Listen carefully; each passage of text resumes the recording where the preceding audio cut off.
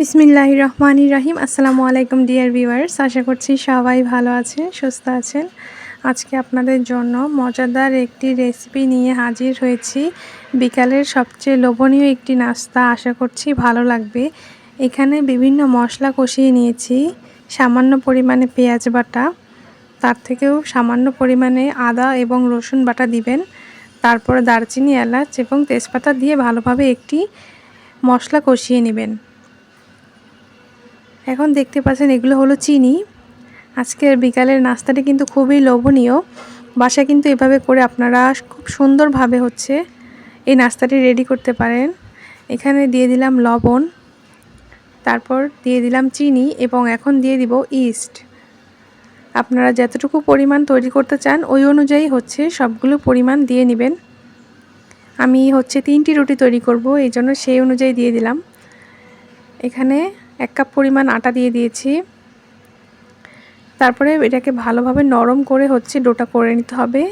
একটু তেল দিয়ে দিবেন 1 চামচ পরিমাণ। এই দেখুন, এটা কিন্তু এখন অনেক সফট একটি ডো তৈরি হয়েছে। আপনারা পানি দিয়ে কিন্তু খুব ভালোভাবে মাখতে হবে, অনেকক্ষণ মাখতে হবে, প্রায় 5-7 মিনিটের মতন। তারপরে এটাকে কিন্তু আপনারা আধা ঘন্টা বা 1 ঘন্টার জন্য আপনারা রেস্টে রেখে দিতে হবে। যেহেতু এখানে ইস্ট ব্যবহার করা হয়েছে, এটা কিন্তু ফুলে ডাবল হয়ে যাবে। এটাকে অবশ্যই একটা কিছু দিয়ে, পলিথিন দিয়ে আপনারা ভালোভাবে ঢেকে রেখে দিবেন যেন বাতাস না ঢোকে। তারপরে গোল গোল করে আমি এখানে রুটি বেলে নিয়েছি।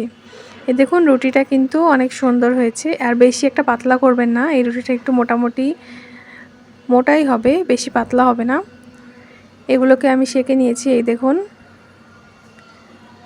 তো আজকের বিকালের নাস্তাটি কি আপনারা অনেকেই হয়তো বুঝতে পেরেছেন।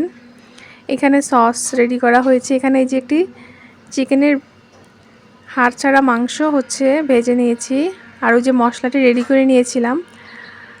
তো সবগুলো উপকরণ দিয়ে আমি আপনাদেরকে তৈরি করে দেখাবো বিকালের সবচেয়ে লোভনীয় নাস্তা। তো মুরগির মাংসটাকে ঝুড়ি ঝুড়ি করে নেওয়া হয়েছে। এখন এর ভিতরে দিয়ে দিচ্ছি টমেটো কেচাপ।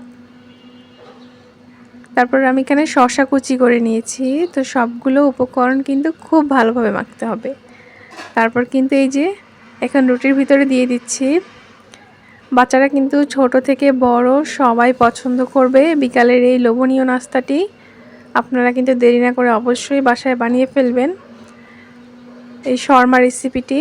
তো এই তো আমার রান্না কিন্তু শেষ, আর আমার রেসিপিটি কিন্তু শেষ। কেমন লাগলো অবশ্যই জানাবেন কমেন্টের মাধ্যমে, আর বাসায় অবশ্যই ট্রাই করবেন। ভালো লাগলে লাইক করবেন এবং কমেন্ট করবেন। ধন্যবাদ।